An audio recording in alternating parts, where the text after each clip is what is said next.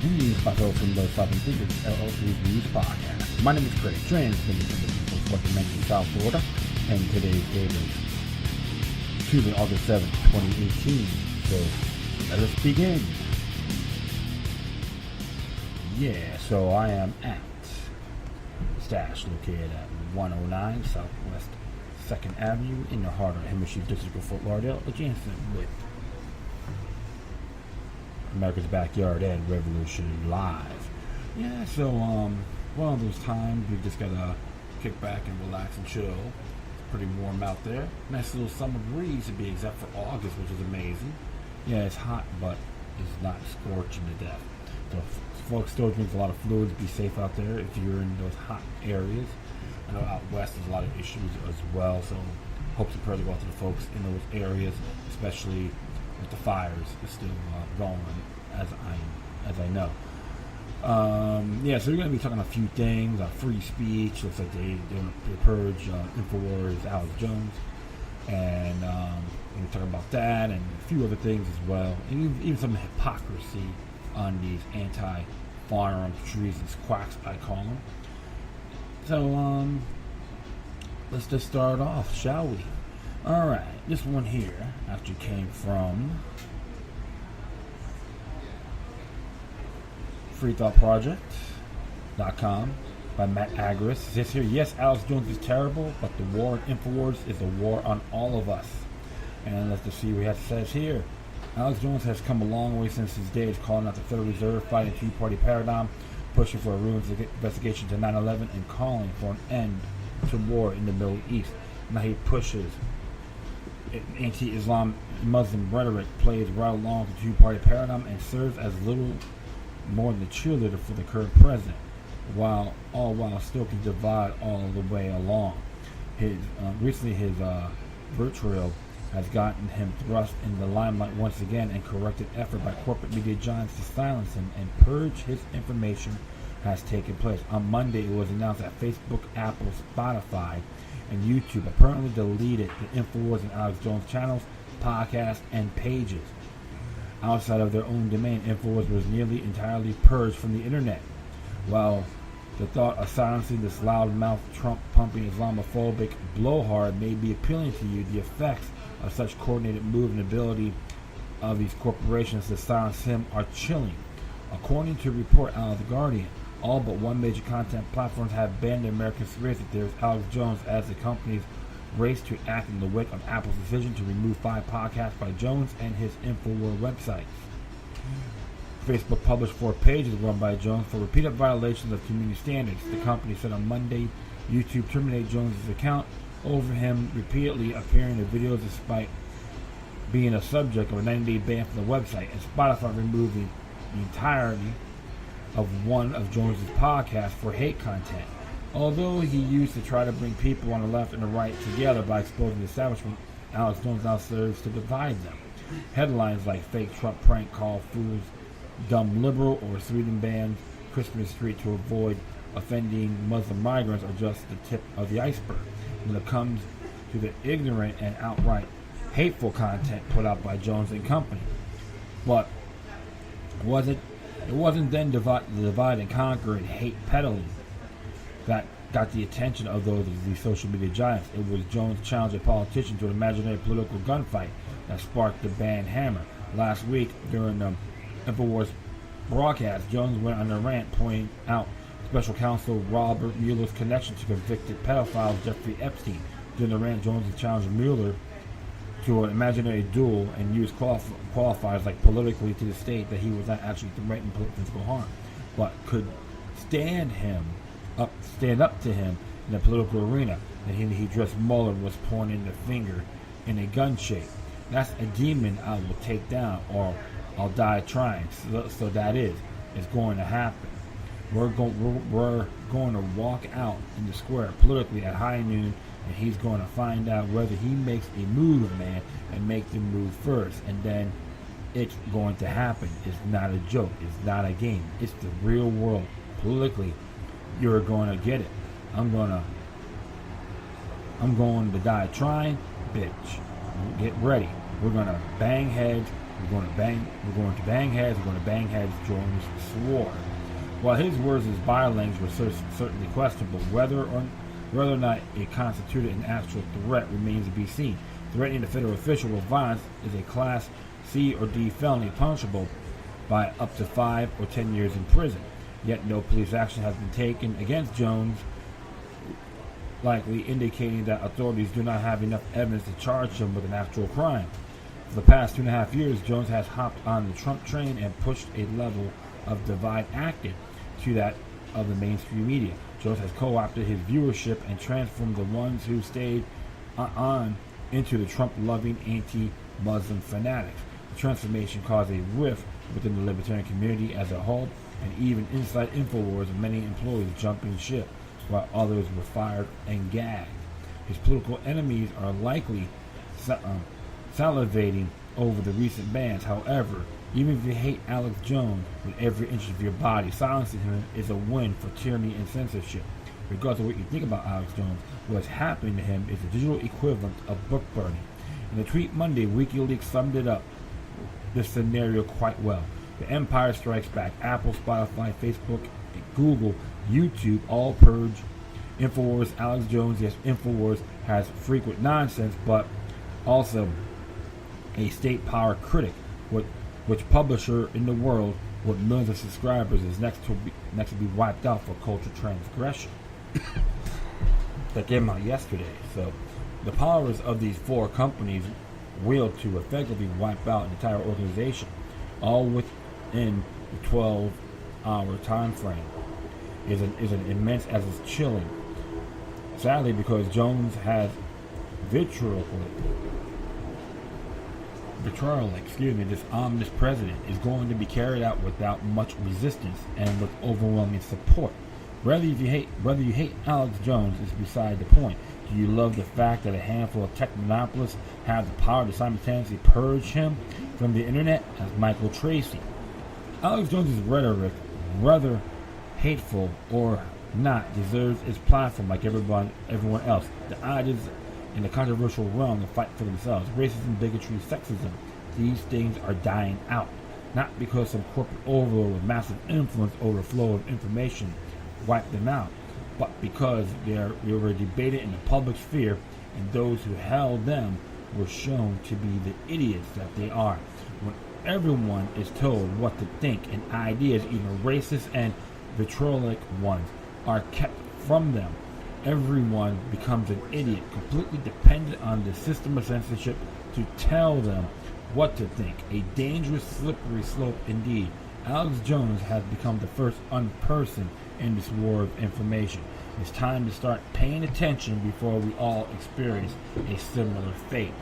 And Mr. Agorist is correct on this matter, because I've listened to Infowars and way back when, before the Trump bandwagon started.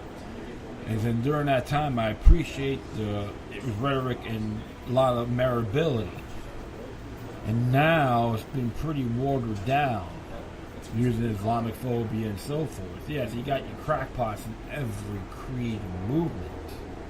Alright, Wahhabism is very political. So that's why and even Saudi Arabia, the Shiite Muslims are second-class citizens in Saudi Arabia. So when people tell me I don't know about, I gotta learn study more about Islam, I'll do it on my own free time, which I've done without listening to a bunch of bobbleheads telling me how to think or how to wipe my rear end. That includes all forms of creeds, including Christianity. But what? Of course, you got the Christian Crusade. They all say they're doing it for Christ. I'm going to believe, oh yeah, it makes a lot of sense. No, it's pure blasphemy. And I'm not afraid to say it to all these statists that believe in Christ. Okay, a lot of these statists are nothing more than hypocrites as well, and very corrupt. It's not going Christian bashing either. I'm not afraid to call out these clowns ethically. That's always been like that. But one thing is for sure, is another example on the war of information, the war on terror, and the war on journalism continue. Like even many folks may say that Julian Assange is a opportunist.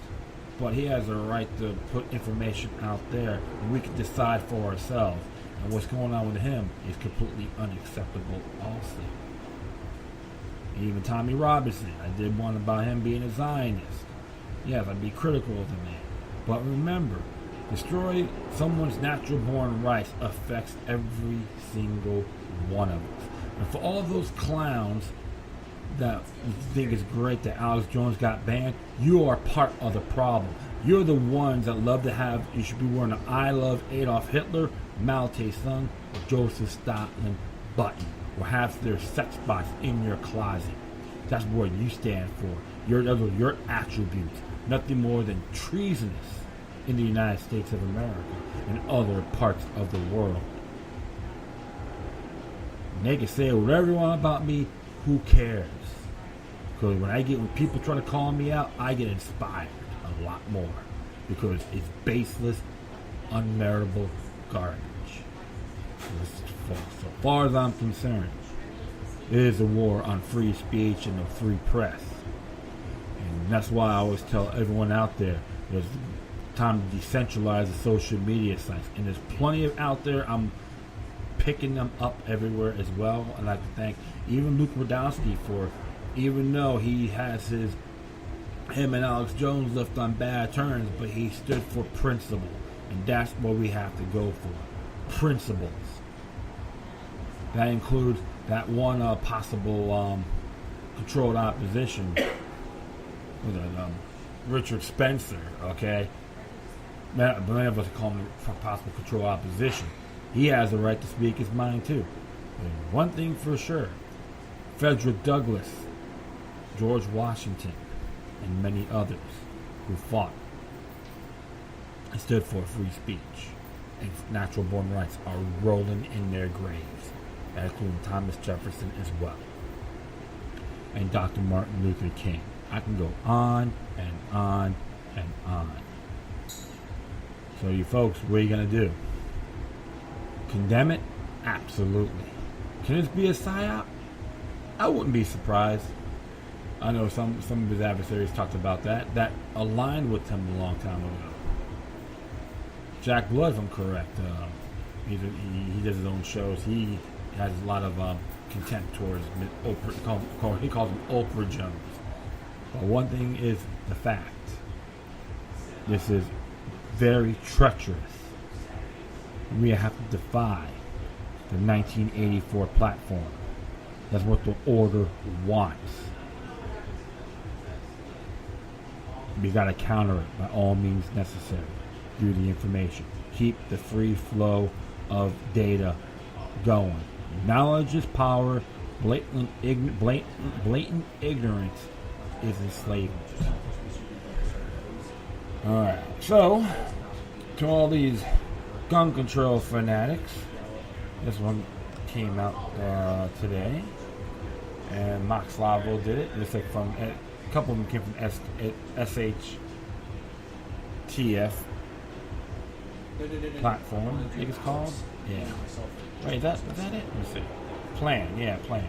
So, female posts, they share information all the time. This one here, epic gun control fail. Chicago is a war zone.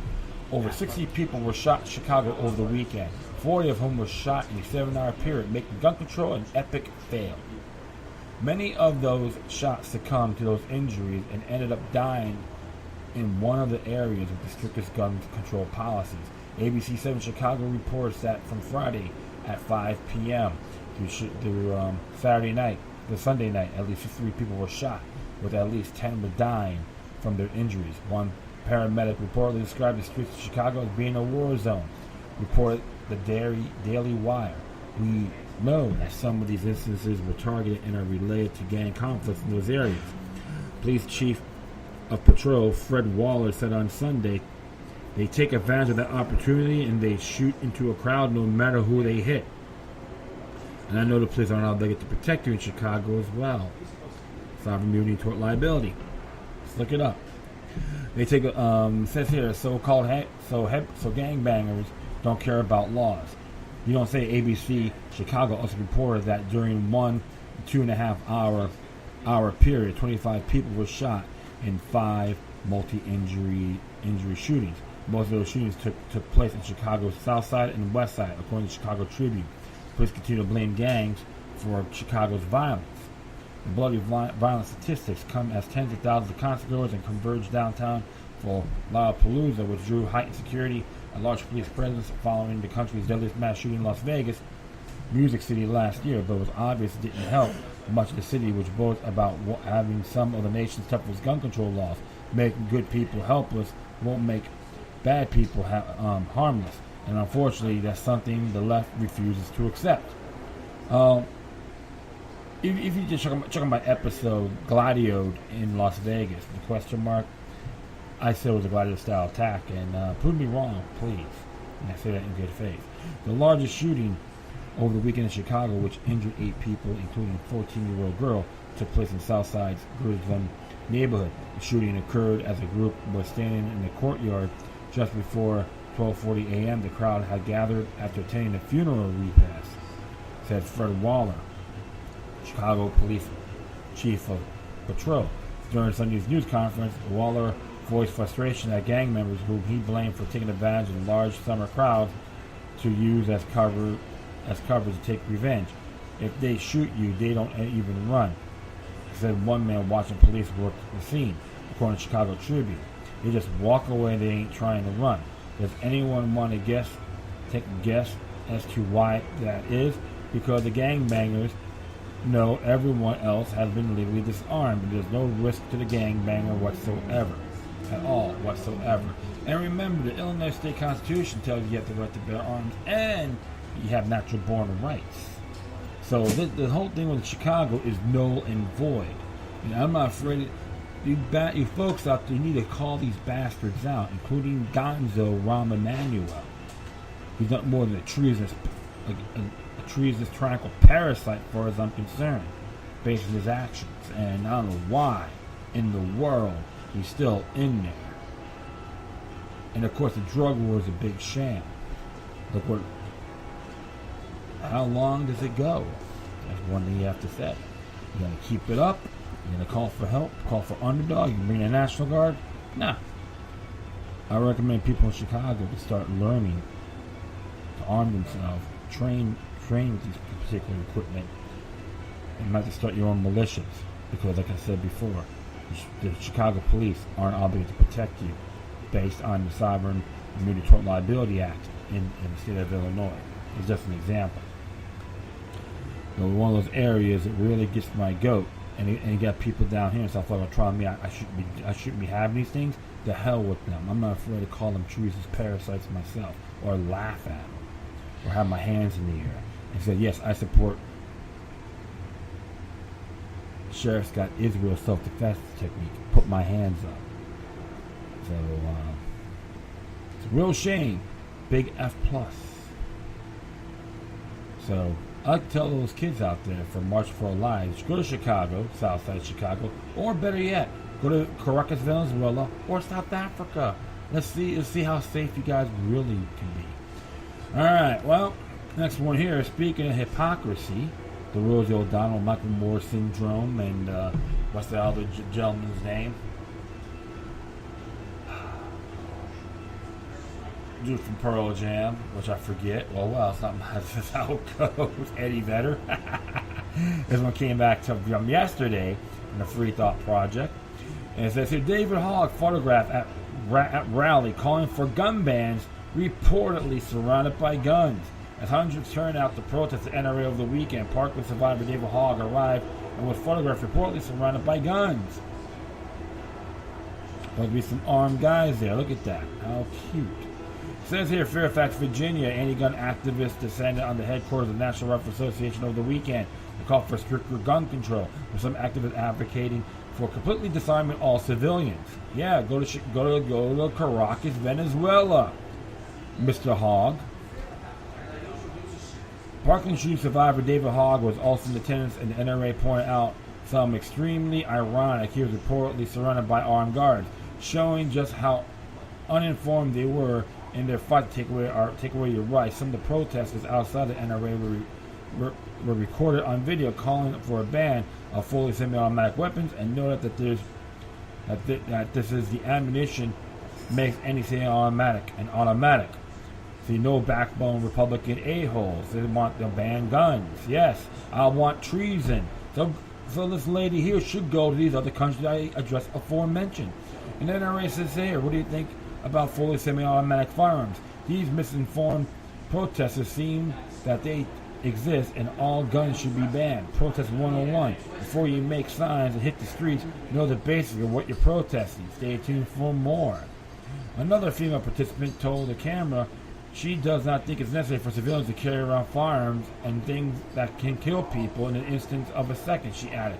I don't think civilians need guns at all. So what happens? So guns will fly around like bats without unmanned and gonna shoot anything in sight. Well, she needs to start waking up and smelling the coffee. I'll tell you one thing, there's some Second Amendment sisters out there not afraid to call this clown out. Another misinformed fool. She wants to repeal the Second Amendment. She wants a police state. She wants the government to take care of her. She's probably pro-genocide, democide, and all that. She needs to go down there too. Alright. Of course, there's another Twitter on there as well by the National Rifle Association. Yesterday was Saturday, which means our HQ employees were at home enjoying the sun with their family and friends. Meanwhile, misinformed gun-grabbing protesters were chatting with our social media team as promised. Here's part 1 and 3. Stay tuned. Keep watching. Later on the day, David Hogg arrived along with his entourage of security to participate in the protest against the NRA. Several photographs show him surrounded by large men who appear to have bulges under their shirts, indicating they are likely to be armed. The NRA taunted Hogg on Twitter, calling him out for having armed security while simultaneously calling for citizens to have their right to bear arms restricted. Today, David Hogg, armed security, and a bunch of gun-grabbing activist protesters are empty HQ. The gun rights organization wrote Twitter on Sunday night. And of course, right down here, armed security and a bunch of gun-grabbing activists protested at the HQ. There were some interesting people there. Our social team chatted up to the crowd and ended the day with ice cream paid for by every town. So let's just see this little photo here. You get the Twitter photo, the status and all that. But like I said, he has the Michael Moore syndrome. The man's Junior's a hypocrite. And if people still want to defend this fool, yeah, headless children indeed. Headless children indeed. So, hold on here. Let's do that. You know what? I'm going to continue on here. I can see, you see the photos and all that good stuff. So, it is, really pathetic. I can see the bulges too. Alright, in the thread of the tweet, defenders of Hogg pointed out that he needs armed security because alleged threats against his life. However, they are entirely missing the point that all people, not just David Hogg, deserve the right to protect themselves with firearms. Silence is a common sentiment among gun control activists and is on display quite often. As TFTP reported in March, millions of students, politicians, and activists alike march across America to demand government take away their rights. This move was promoted by the government, boosted by the mainstream media, and even accepted by school systems across the country. By no means this was a show of resistance. It was, however, an act of hypocrisy for politicians. During the march, Andrew Cuomo walked down the street of New York to join activists in the dying demand stricter gun laws. Activists chanted "enough's enough" as they used the tragedy in Parkland, Florida as a reason to demand innocent law-abiding Americans to give up their guns. Well, I don't care what that Benito Mussolini fanatic has to say. Of course, Peter Haskell says here, he had that thing on here, when he joined the students, walked out in Lower Manhattan. Students chant out "enough's enough" and about gun violence and school shootings. Yeah, but firearm freezings are okay. Sweet Potty Purebred syndrome. Oh, look, I'm right next to the governor. Oh, yay! Pathetic. People need to grow up here. Of course, you have a couple guys with armed guns here, right behind them. However, there are one thing particular about this incident which didn't take long for the truth seeker internet sleuths to find out. As Cuomo walked down the street and lay down on the ground to push for legislation to take your guns, the mayor was quite literally surrounded by guns. Yes, another hypocrite, a two-faced, corrupt piece of garbage. another Benito Mussolini worshiper. Okay? It is not just politicians who call for removing your right to self-defense while hypocritically clenching to theirs. The TFTP reported earlier this year, Hollywood's elite gathered for the massive glorification of the celebrity of the 90th annual Oscar celebration. While there were multiple politically charged themes like Me Too and Time's Up movements, one theme in particular highlighted the blatant hypocritical nature of these extremely rich celebrities: gun control. Gun control theme in Hollywood is nothing new. It is quite common for celebrities to glorify guns and violence on the silver screen and criticize the rights of private citizens who advocate for their right to self-defense using guns. This time, however, celebrities donned their orange pins and blasted gun rights. Their hypocrisy, like Cuomo, was on full display. Like the politicians who call for private citizens to be stripped of their right to self-defense, the celebrities in Hollywood fail to realize they are also constantly surrounded by guns. Exactly, and you got one here about Jay from Vote Red, the Hollywood hypocrite elite who had their own armed security guards at their homes when they go out in public to protect them. Will wear cute little orange flag pins at the Oscars tonight in support of the rest of us giving up our protection. And she says it right down here, and it is here is a hashtag Hollywood hypocrites and the Oscars protected with road closure, security perimeter, 10 feet wall, FBI agents, firefighters, police cops, and security guards will be inside the Dolby. Their political statement: gun control for the rest of us. And it says here, it is important to point out the hypocrisy of the NRA as well. As TFTP has reported, although the NRA makes waves when certain individuals make the news for gun rights, they are entirely silent much of the time when it comes to police killing or arresting people of color for practicing their Second Amendment rights. Currently, a pregnant mother sitting in prison in Michigan, where she will soon give birth to her second child as she spends the next 2 years serving a mandatory sentence for felonious assault and felony firearm convictions. But Sriada Salma Ra, 26, was a legal gun owner with a concealed weapons permit in the state that allows open carry, and when she pulled out the gun, she was defending herself, her mother, and her 2-year-old daughter. The facts of the case all show that Ra acted in self-defense, saving her and her family's life with a gun, and the NRA said nothing when she was thrown in the cage. The NRA also failed to speak about the murder of Fandelo Castillo, a lawful concealed carry permit holder who was murdered by police despite committing no crime.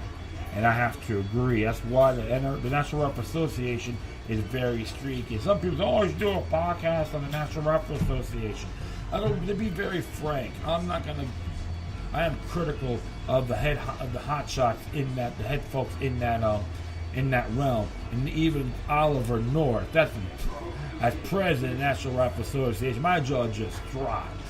I'm like, yeah, that's one shady character, to be very frank. You want me to talk about the show about the National Rifle Association? I don't think so. However, when it comes to the rank and file, the members themselves, I tell them about read your bylaws and focus on Article 2, with the National Rifle Association is supposed to guarantee to honor the Second Amendment as a whole. So no pussyfooting around. And the members have that power to call it as it is. And that's why originally the National Rifle Association had a great cause. And things have watered down. And even Charlton Heston, he made his mistakes as well with the 1968 Gun Control Act. But he tried to be a lot more vigilant during the last few times, like 10, 12 years of his life when he was president. So I give him credit for that. At least he had integrity. And everyone else has to pursue it. No compromise. Destroy the cancer of gun control. And that's what the National Rifle Association should do. Follow Aaron Zellman's legacy, who was the founder of the Jews for the Preservation of Firearms Ownership. And I was a proud member of that organization for a while too, and now things changed. It's not the same when the late Aaron Zellman passed away. So you gotta be vigilant in these areas. The right to keep and bear arms is a natural right. Period. And some of these anti-gun nuts will get really sensitive.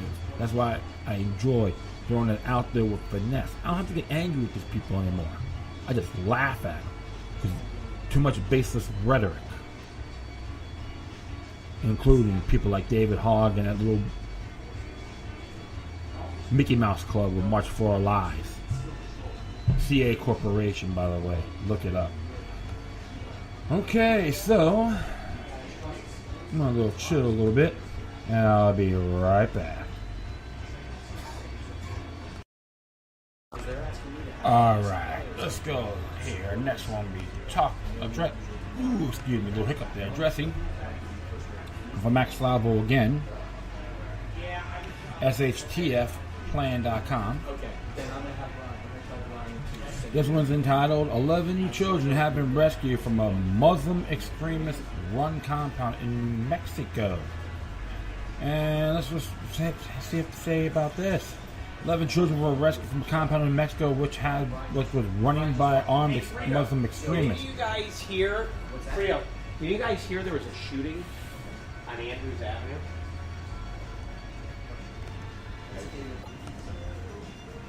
Yeah, sorry about that. I just got a report that looks like a shooting happened somewhere along Andrews Avenue, but we don't know exactly where. I didn't see any police in downtown, maybe north or south of me. But hopefully everyone will have to just be safe. And I'll just gonna continue on. I'm gonna continue on here with something here. 11 children have been rescued from a Muslim extremist-run compound in New Mexico. It says here 11 children were rescued from a compound in New Mexico which was being run by armed extremists. Authorities have found all children living in deplorable living conditions after raiding the property, looking specifically for a 3-year-old boy. According to Daily Caller, the police didn't find a little boy named Abdul Ghani Wahi, but they did discover 11 other children between the ages of 1 and 15 years old being held in the saddest living conditions and poverty I've seen. Taos County Sheriff Jerry Hogg said in a statement posted to the agency's Facebook page Saturday. Hogg also added that he only saw a few potatoes and a box of rice as food at the compound. Yeah, if I'm correct, that's like north of Albuquerque, if I'm correct, Taos County. Abdul Ghani's mother reported her son missing after Rahi took the boy who turned 4 on Monday to the park in Clayton County, Georgia, and didn't return.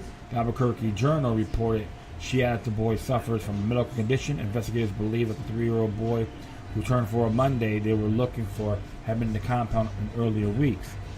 And it says here on Taos County Sheriff report on Facebook by Sheriff Jerry Hogg. It says here 2 males from Georgia are in custody after TCSO served a search warrant at the makeshift residence that best described the compound in Amalea, New Mexico. 11 children ranging from 1 to 15 years old were also taken into protective custody and later turned over to Mexican Children, Youth and Family Department, which is SCYFD. For their own health and safety, 3 women believed to be the children's mother were also detained yesterday while investigators continue to sort out details of the case. Tuesday, August 2nd, 2018, afternoon, Sheriff Jerry Ferrer swore out an affidavit, a search warrant that states that there's a makeshift compound surrounded by tires and earthen berm in Castillo's Meadow subdivision that they reasonably believe was occupied by Lucas Morton and others, including 39-year-old Saji Wahi, who was wanted for child abduction, and a 3-year-old A.G. Wahi, the children that was abducted. So a nice little long statement on here, so definitely check it out yourselves. You just hit that area, and has a mugshot of the man. It says here, Starshard Raji at 39 and Lucas Morton, 2 very friendly, heavily armed men who are believed to be extremists to the Muslim belief, were running the horrified compound. Hogg said when police arrived on the scene, Rahi was armed with an AR-15 style rifle and several loaded 30-round magazines. He also allegedly had on him 4 loaded pistols. According to a report on Fox News, Hogg had said authorities had conducted surveillance of the compound while looking for the missing boy before he decided Thursday to get a search warrant. The warrant was immediately obtained after a Georgia investigator forwarded a message in which someone at the compound reported told another person that the people who were living in the shanty were starving and needed water. The message was sent to a third party, simply said, in part, "We are starving, we need food and water," Hogg said. I absolutely knew that we couldn't wait on another agency to step up. We had to check this out as soon as possible. Police stated on Sunday they're still looking for Abdul Ghani. Wow. So at least that area there is a great achievement on what occurred.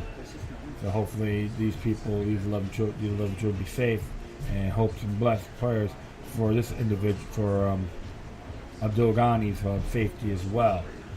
Yes, and it doesn't matter, like I said, extremism and all that, Wahhabis and so forth. But you got a bunch of sick bastards out there that doesn't matter where they come from. It's happening around the world. Missing children, human child trafficking. It's just one big example of what is occurring in this planet, and it's being exposed little by little. And so if there's plenty of evidence on this man,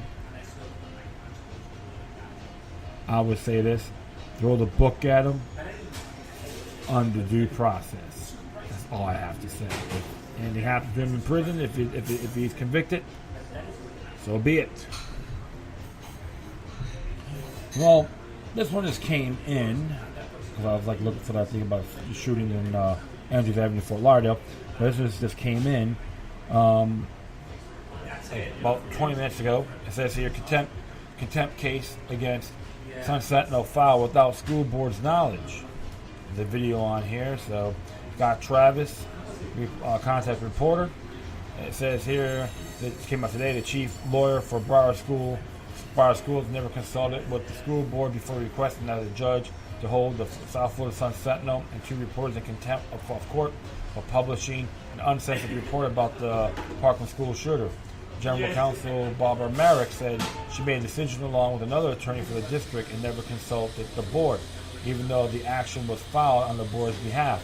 Several board members said at a tense meeting Tuesday that they found out about the action by the reading it in the Sun Sentinel. Decision was made without my consultation, and I would like to have to say what's going on right now, board member Robin Barleman said. The newspaper wrote Friday night about school district report regarding the education of Marjorie Stoneman Douglas killer Nicholas Cruz.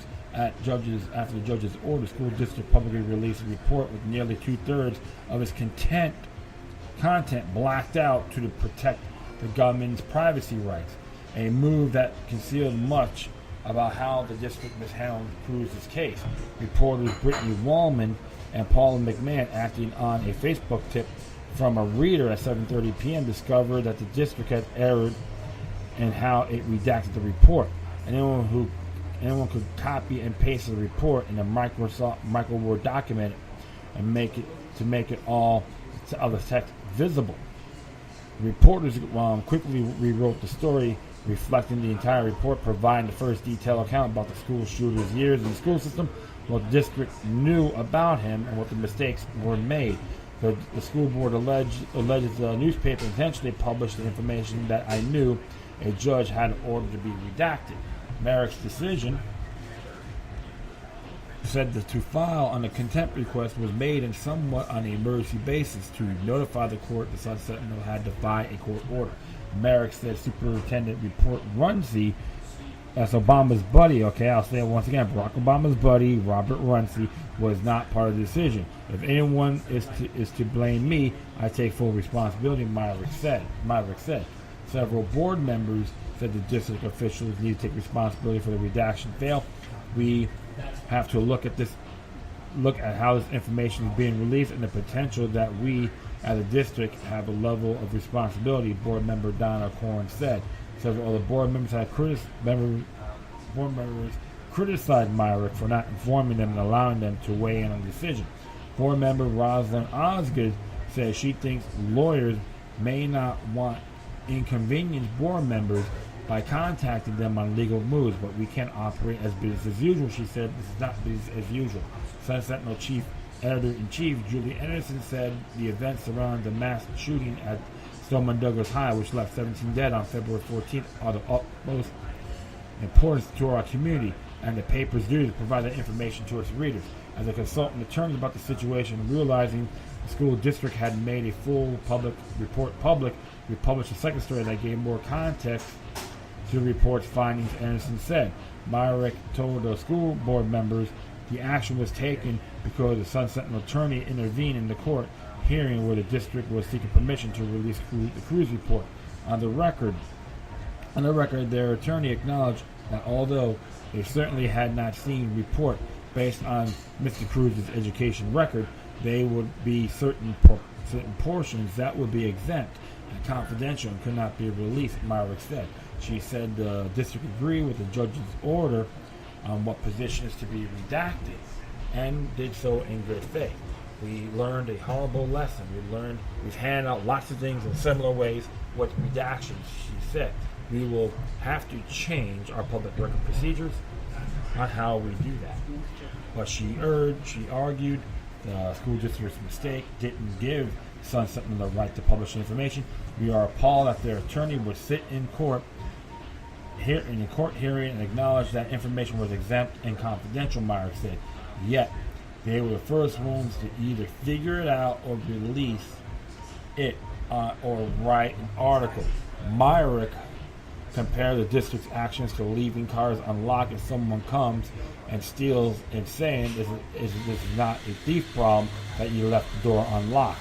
Lawyer Tom Julian, who was not involved in the case, but he represented the Miami Herald and others in his 4 decades practicing media law, told the Sun Sentinel on Monday that the school board's claims had no merit. The problem of the school board's problem. The problem is the school board's problem and not the Sun Sentinel's, Julian said. The Sun Sentinel is entitled to publish information that lawfully obtains, even if that information should have been redacted from the document that was released. It looks like the school board just made a mistake and trying to deal with his own mistake by asking Sun Sentinel to be held in contempt, he said. But the school board has absolutely no basis to make that request. On Tuesday, the school board recessed for its closed session before resolving this issue. Well, we gotta see how far this thing goes. Well, I can tell you one thing. Based on what was going on, I could tell you this for sure.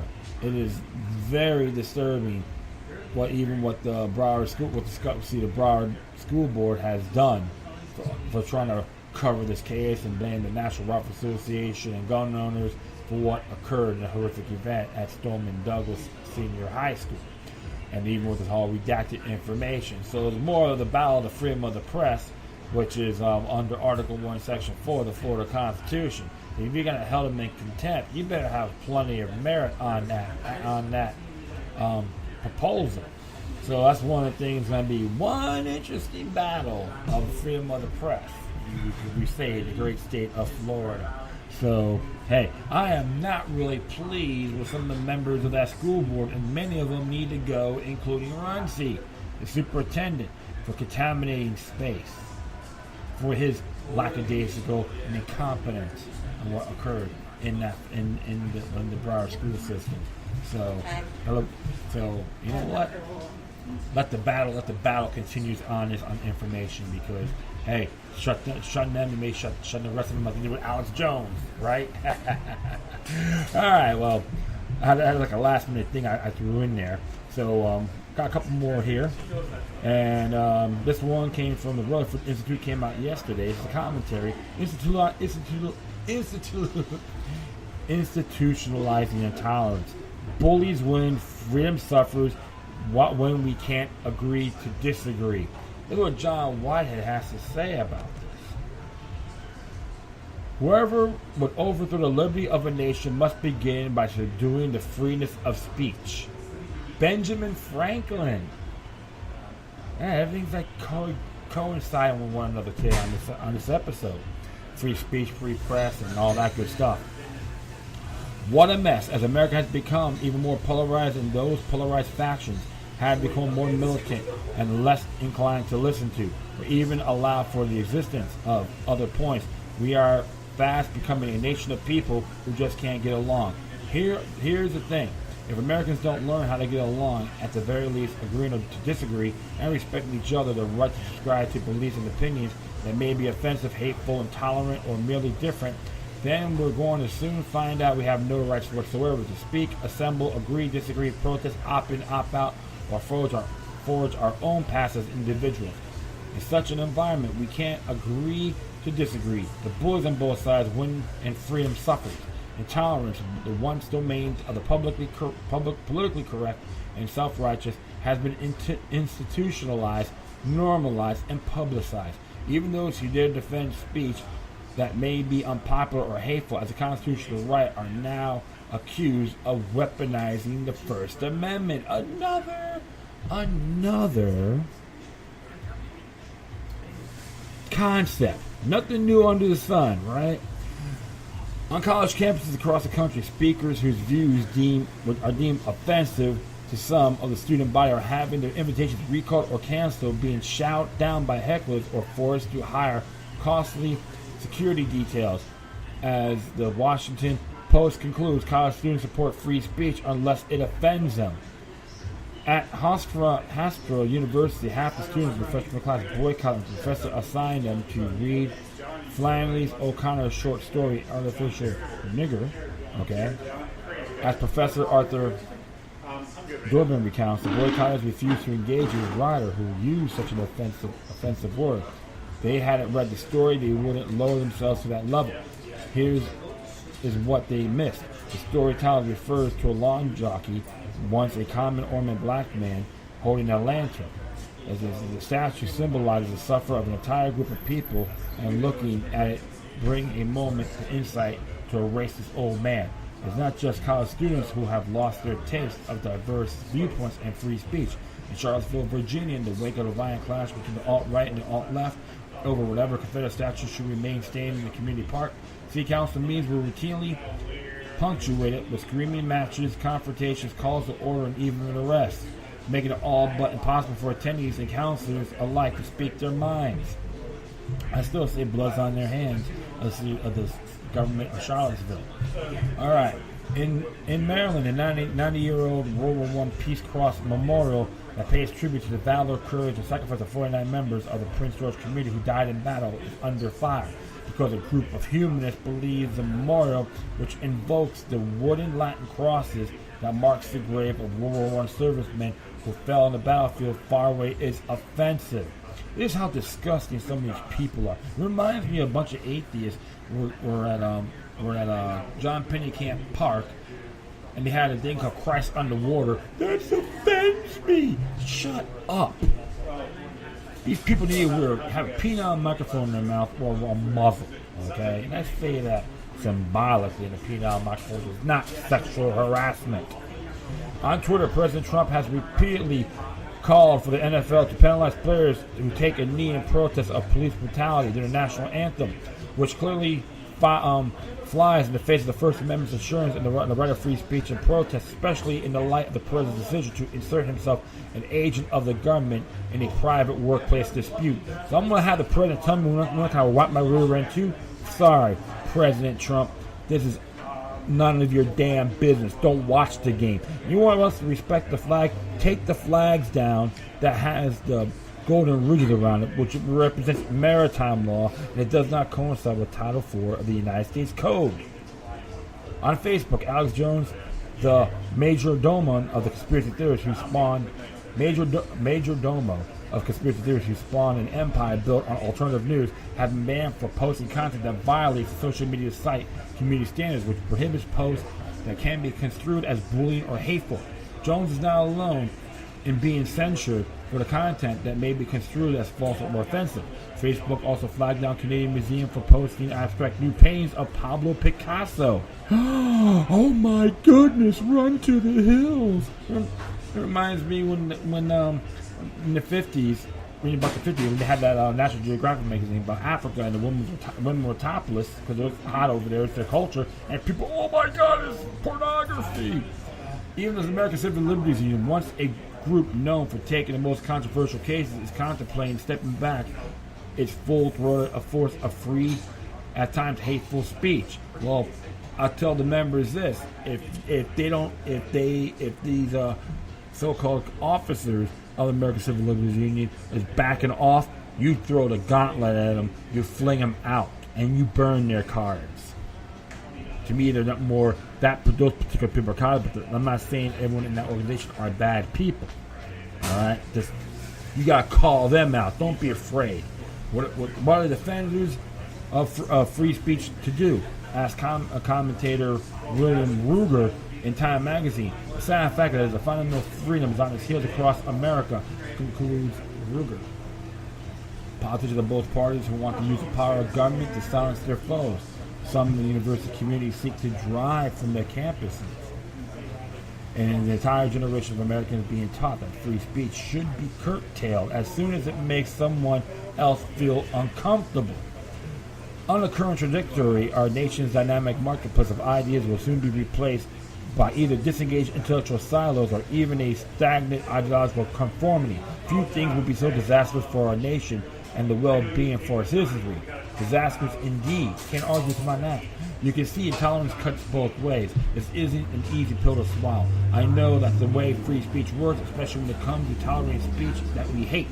The most controversial of issues of our day, gay rights, abortion, race, religion, sexuality, political correctness, police brutality, etc. and all, have become battlegrounds for those who claim believe in freedom of speech, but only when it favors the views as positions they support. So that's called very biased. There are more treasonous individuals out there. There are less patriotic than Benedict Arnold. Free speech for me, but not for thee. Here's how my good friend and free speech pursuer Net Hentoff used to sum up his double standard. The haphazard approach to the First Amendment has so muddied the water that even First Amendment scholars are finding it hard to navigate at times. It is not really that hard. The First Amendment affirms the right of people to speak freely, worship freely, peaceably assemble, petition the government for redress of grievance, and have a press. Nowhere in the First Amendment does it permit the government to limit speech in order to avoid causing offense, hurting someone's feelings, safeguarding government secrets, protecting government officials, insinuating judges from undue influences, discouraging bullying, penalizing hateful ideas and actions, and eliminating terrorism, combating prejudice and intolerance, and the like. Unfortunately, the war being waged between free speech purists who believe that free speech is an inalienable right and those who believe that free speech is a mere privilege is only granted by certain conditions, the senses are winning. It is a natural born right. Anyone who thinks it's a privilege should be hung for treason. But due process. We have entered an egotistical, insinuated, narcissistic era in which free speech has become more regulated speech. To be celebrated that reflects the values of the majority and tolerated otherwise, unless it moves so far beyond our political, religious, and social economic comfort zones as to render dangerous and unacceptable. Protest laws, free speech zones, bubble zones, trespass zones, anti-bullying legislation, zero tolerance policies, hate crime laws, and the host of other logistic maladies dreamed up by politicians and prosecutors and championed by those who want to suppress speech with which they might disagree have conspired to corrode our freedoms purportedly for our own good. On paper, at least, to the U.S. Constitution, we are technically free to speak. In reality, however, we are only as to speak free as a government official or corporate entity such as Facebook, Google, or YouTube may allow, emboldened by phrases such as hate crimes, bullying, extremism, and microaggressions. The nation has been willingly aware of free speech, confining it to carefully constructed free speech zones, criminalizing it when it skates too close to challenging the status quo, shaming it when the butts up against politically correct ideas, and muzzling it when it disappears dangerous. Free speech is no longer free. The U.S. Supreme Court has been long the referee in this tug-of-war of over nations' tolerance for free speech and other expressive activities protected by the First Amendment, and yet the Supreme Court's role as arbiter of justice in these disputes is undergoing a sea change. Except in cases where it has no vested interest, the courts have begun to advocate for government's outside interests, ruling in favor of government in matters of war, national security, commerce, and speech. When asked to choose between the rule of law and government supremacy, the Supreme Court tends to side with the government. If we no longer have the right to tell census workers to get off our property, if we no longer have the right to tell police to get a search warrant before they dare to walk through our door, if we no longer have the right to stand in front of the Supreme Court wearing a protest sign or approach an elected representative to share our views, if we no longer have the right to voice our opinion in public, no matter how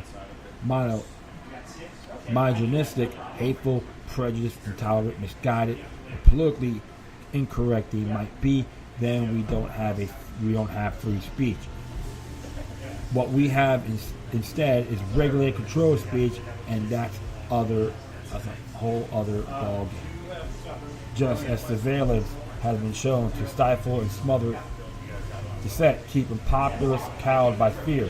Government censorship gives the right to self-censorship, breeds compliance, makes independent thought but all impossible, and ultimately foments a seething discontent that has no outlet but violence. First Amendment is a steam valve. It allows people to speak their minds, air their grievance, contribute to a larger dialogue that hopefully results in a more just world. When there's no steam valve, when there is no one to hear and what people have to say, frustration builds, anger grows, and more people are more volatile and desperate to force a conversation. By bolting up dissent, we have created a pressure cooker of stifled misery and discontent, and that is now bubbling over, and for many even more hate, distrust, and paranoia among portions of the populace. Silencing the unpopular viewpoints of the majority might disagree. Rather, it is shouting them down, censoring them, muzzling them, or criminalizing them only empowers the controllers of the deep state, even when the motives behind this rigidly collaborated reorientation of societal language appears well-intentioned, discouraging racism, condemning violence, denouncing discrimination and hatred. Invariably the result is the same: intolerance, indoctrination, and fanaticism. It is political correctness disguised as tolerance, civility, and love, but it really amounts to the chilling of free speech and demonizing of viewpoints that counter the cultural elite. We've allowed ourselves to be persuaded that we need someone else to think and speak for us, and we've allowed ourselves to become so timid in the face of offensive words and ideas that we bought into the idea that we need government to shield us from that which is ugly or upsetting or mean. The result is a society in which we stop debating amongst ourselves, stop thinking for ourselves, stop believing that we can fix our own problems and resolve our own differences. In short, we have reduced ourselves to a largely silent, passive, polarized populace incapable of working through our own problems with each other and reliant on the government to protect us from our fears of each other. That is real sick too when I read this. Okay, so where does this leave? That leaves us. We've got to do the hard work of figuring out how to get along again. Charlottesville is a good example of this. It's been a year since my hometown of Charlottesville, Virginia, became the poster child in a heated war of words and actions over racism, sanitizing history, extremism, both right and left, political correctness, hate speech, partisan politics, and growing fear that violent words will end in violent actions. Those fears were realized when what they should have been exercised in free speech quickly became a brawl that left one activist dead. Yet lawful, peaceful, nonviolent First Amendment activity did not kill Heather Hare. She was killed by a 20-year-old neo-Nazi who drove his car into the crowd of pedestrians in Charlottesville, Virginia. Words, no matter how distasteful or disagreeable, did not turn what could have been exercised in free speech into a brawl. That was accomplished by militant protesters on both sides of the debate who have arrived at what should have been a nonviolent protest armed with sticks and guns, bleach bottles, balloons filled with feces and urine, and improvised flamethrowers, and by the law enforcement agency who stood by and allowed it. This is what happens when we turn our disagreements, even about critically and morally important issues, into the lines in the sand. If we can't agree to disagree, we learn to live with each other in peace and speak in civility in order to change hearts and minds, then we've reached an impasse. That way lies death and destruction and tyranny. One moment here. Now there's a big difference of civility, treating others with consideration and respect, and civil disobedience, refusing to comply with certain laws as a means of a peaceful protest, both of which Martin Luther King Jr. employed brilliantly, and a champion of both tactics when used wisely. Frankly, I agree with journalist Bret Stephens when he said that we are failing at the art of disagreement, as Stephens explained in a 2017 lecture, which should be required reading for every American. To say the words "I agree," whether it's agreeing to join an organization or submit to a political authority or subscribe to a religious faith, may the basis of every community, but to say "I disagree," "I refuse," "you're wrong," "atam," "sia amis," "ego non." These are words that define our individuality, give us our freedom, enjoy our intolerance, enlarge our perspectives, seize our attention, energize our progress, make our democracies real, and give hope and courage to oppressed people everywhere. Galileo, Darwin, Mandela, Harville, and Lee, Zabio, Rosa Parks, and Nathan Sharkany are such the ranks of those who disagree. I'm telling the people not to be crazy about, but we'll continue on. What does it mean to not merely disagree, but rather to disagree well? According to Stephens, to disagree well, you must first understand well. You have to read deeply, listen carefully, watch closely. You need to grant your adversary moral respect, give him the intellectual benefit of doubt, have sympathy for his motives, and participate empathically with this line of reasoning. And you need to allow for the possibility that you might yet be persuaded of what he has to say. Instead of intelligence discourse, we've been saddled with identity politics, a safe from thought rather than safe space for thought. Safe spaces, that's what we've been reduced on college campuses, in government-run forums, and now public property, and on previously open forums such as the internet. The problem, as I make clear in my book, Government of Wolves, Emerging American Police State, is that creation of so-called safe spaces where offensive ideas and speech are prohibited. It's just censorship by another name, and censorship breeds resentment, and resentment breeds conflict, and unresolved festering conflict rises to violence. Charlottesville is a prime example of this.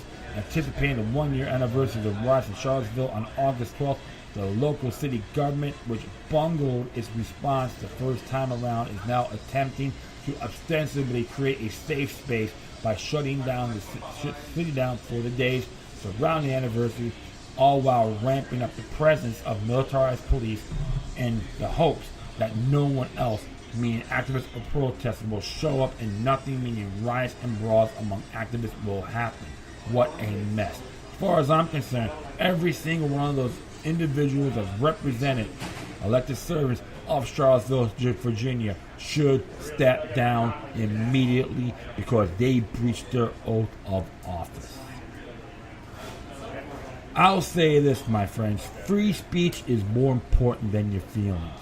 It is a natural born right. I can criticize whoever I want, but one thing, from my perspective, I make sure to have merit. If your feelings get hurt, don't listen to my show. Don't watch anything. There's a lot of shows I can really care less about. And you know what? I don't make a big stink because they need me more than I need them. Everyone's entitled to speak their mind.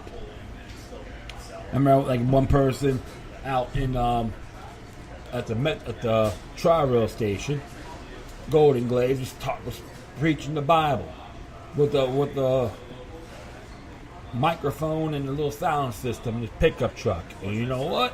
He's entitled to do it. If you don't like it, go get yourself some headphones and listen to whatever you want. And I defend that man's right as well. Even all these little charlatans from all walks of life. Regardless, this is what our Bill of Rights culture is, and many other our state constitutions as well. We have Declaration of Rights like Florida and Bill of Rights in other states. No ends, ifs, or buts. No compromises. If you don't like it, get the hell out of my country. Get the hell out of the United States. Go to South Africa. Go to Venezuela. Go to all these states that want to suppress free speech. I'll tell you one thing. You're not going to be welcome there. I'll guarantee you that.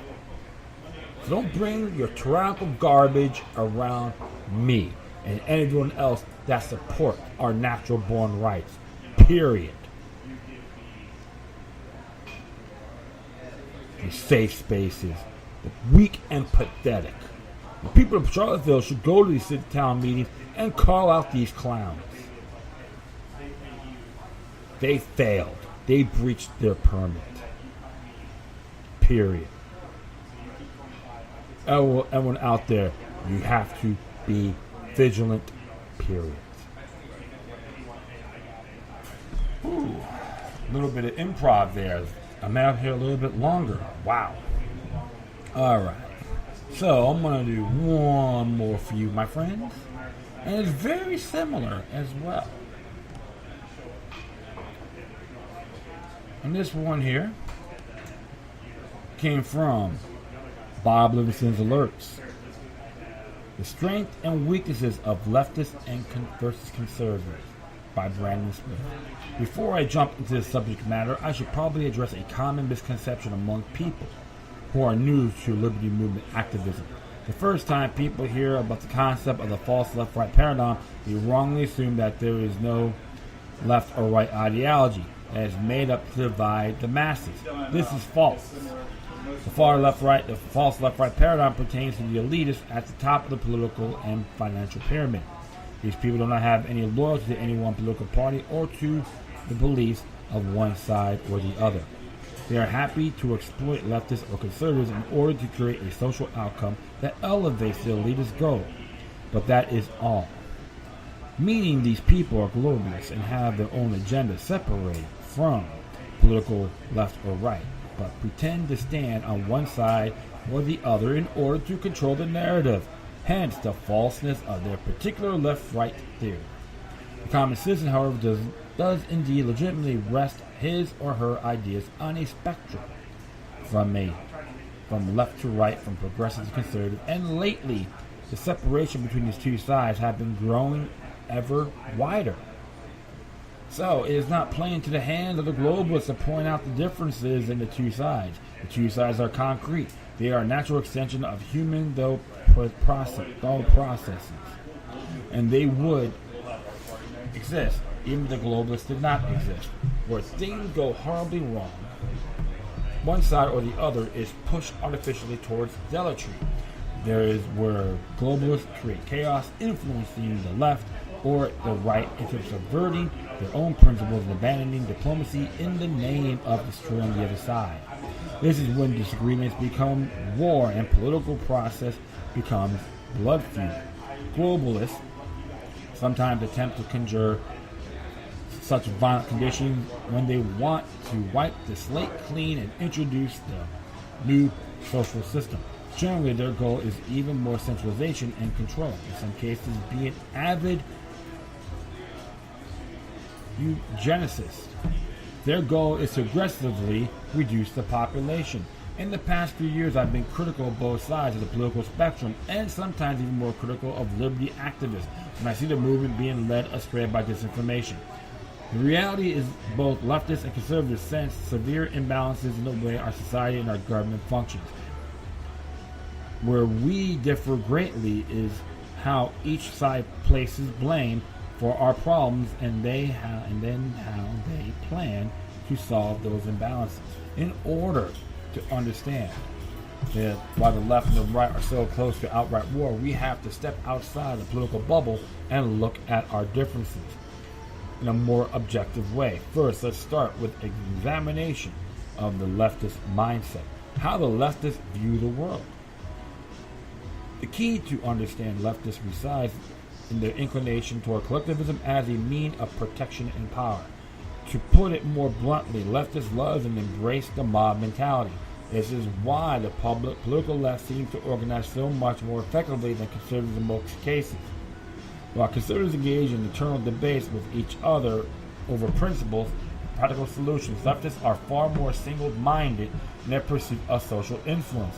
They seem to gravitate each other like ants around a sugar cube, and they can be effective in removing obstacles. This could be considered a strength and a weakness, though. The leftist idea is one in which all people in general agreement.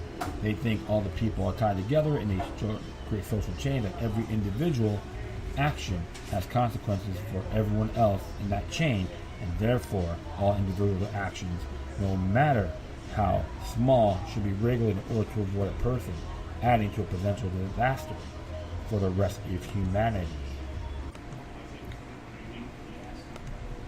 Alright, I'll continue here. The notion of society becomes a control mechanism for leftists.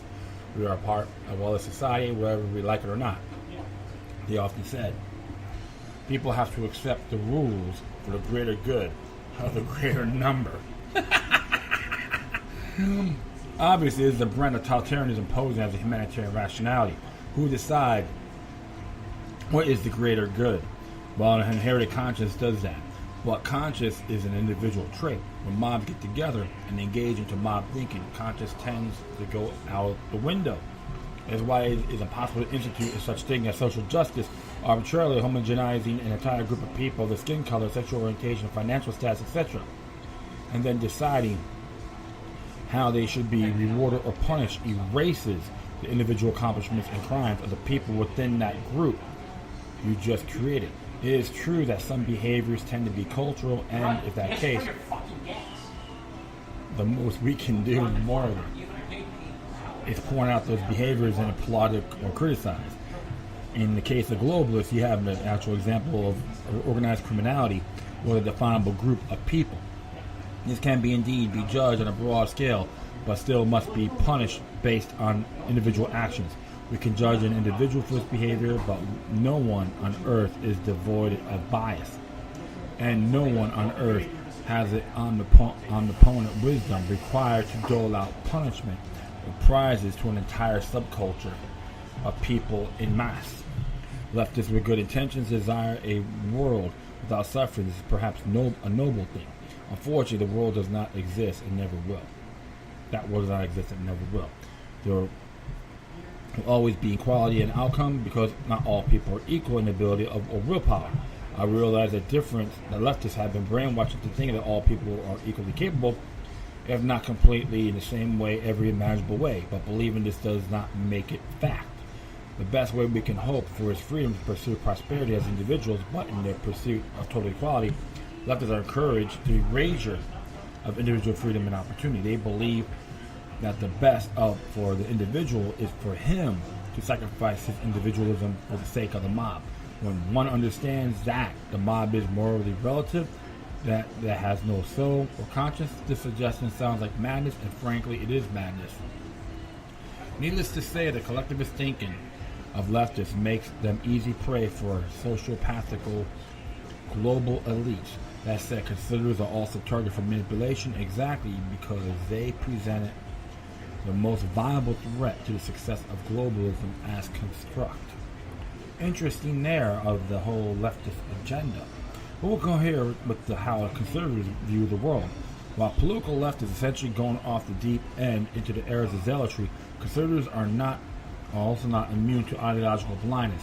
It is no secret that I view the conservative position as a far superior to that of the left. I will summarize the strengths of this position barely as possible, so we can get the more important issues of weaknesses. The left sees the world, as a guardian knot that must be chopped in half to be untangled. Conservatives see society's problem as much simpler. Each individual's problems are his own. Each individual must work hard to elevate himself and to solve his problem without taking him from other people in the process. Each person is an island, and while we might ally with each other at times, we're not permanently tied to each other in some kind of endless symbiotic relationship. As the non-aggression principle outlines, you leave me alone and I'll leave you alone. As long as there's no attempt to steal from me or murder me, I will remain quiet and peaceful. The conservative dynamic goes wrong, though, when conservatives abandon their own principles for the sake of winning a fight against an imminent threat. As leftists worship the mob and government power, conservatives tend to worship heroes, some of them false prophets. Conservatives are always desperately searching for the man on a white horse to lead them to the promised land. They are always looking for another Messiah, and is this. They make themselves weak. What they should be emulating are their principles and heritage alone. Only ideas and truth matters because they are eternal, and they do not lie. But let the right showman or mascot come along, reciting the correct rhetoric in a rousing way, and many conservatives become pudding in the hands of the political elite. I believe this is owing to the problem of organization that conservatives suffer from. Individualists do not always agree on everything and normally abhor groupthink. The politically right grows frustrated at how easy it is for the leftists to congeal into effective mob, and the tyranny of the majority is horrifying to the average conservative. So, in response, conservatives seek out unifying leaders, people that appear to hold the same values and who conservatives can pour all their hopes and dreams for the future into. When this happens, groupthink can and does spread like cancer to the political right. That's true too. I see that as well. When conservatives hyper-focus on leadership, they unwillingly centralize and become easily controlled. Globalists can either co-opt the leader, or they can destroy the leader and thus the hopes of all people that they were invested in him. They can use the leader as a placebo. Make conservatives sit idle, waiting around for things to change when they should be taking actions themselves. Globalists can also tie all the perceived or real blunders of leaders that around the neck of his political base, meaning conservatives can be conned into rallying around a false prophet, and then he falls from grace. All conservative thoughts falls from the grace as well. Whenever conservative bottlenecks in their efforts and energy into a single leader, they set themselves up for failure. Organizations do not need to pursue from the top down. It can be built from the ground up in a decentralized way. When conservatives ignore their own principles and start centralizing, some very ugly things can happen. Zealotry is not the only vice of leftists. I remember the insanity of the Iraq War, for example, and in an event I saw self-proclaimed conservatives acting like the very mob they used to despise. This happens because they were frightened by an imminent threat and sought our leadership in all the wrong places instead of thinking critically.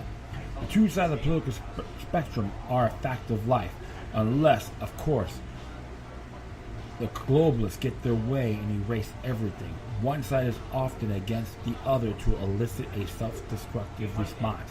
Understanding where each side is coming from help us to remain vigilant and to avoid exploitation by the powers that be. It's the whole one thing I could say, Mr. Smith, is addressed. Don't have the slave versus slave mentality. You gotta look at things a lot broader than what it is. Be your own individual. Liberate yourself from the herd conformity. Trust me on this, you'll feel a hell of a lot better, including myself. I've been talking about this for a very long time to good friends of mine. Even though I've been podcasting for a good little over 4.5 years. Probably 5 years, starting December 8th. Always don't fall for the hype, the hoopla. The used sales product from both sides. They have their flaws. Enhance yourself from that. Improve your intellect, your consciousness, subconscious. And trust me for sure, you will improve a lot more than what you thought. Wow. I know it's a long little episode here, but you know what? I enjoy doing this. And the Contempt case came out the last minute. that had to be addressed. I'd like to thank everyone for listening. Plus, feel free to download and share us throughout the social media networks. If you have any questions, comments, or you're saying something that's interesting I'm able to check out, whatever you do, please send your correspondence with decorum. And many of you I thank, because it's always been honorable. And you can hit me on all these social media websites. Just search engine it. You'll find me. In addition, you can email me at lookaluck3@gmail.com or to your cryptic ones with a ProtonMail account, lookaluck03@protonmail.com. Well, before we go, I want to do a song. This a reflection of what I addressed. The Headless Children by W.A.S.P. I could say this is when Black and Lawless decided to go more serious. So please check it out and enjoy. Once again, thank you for your time. But always remember that the maniacal resistance helping the soul can liberate humanity. Until next time, take care of yourselves. Keep on spreading love. May your guardian spirits be with you.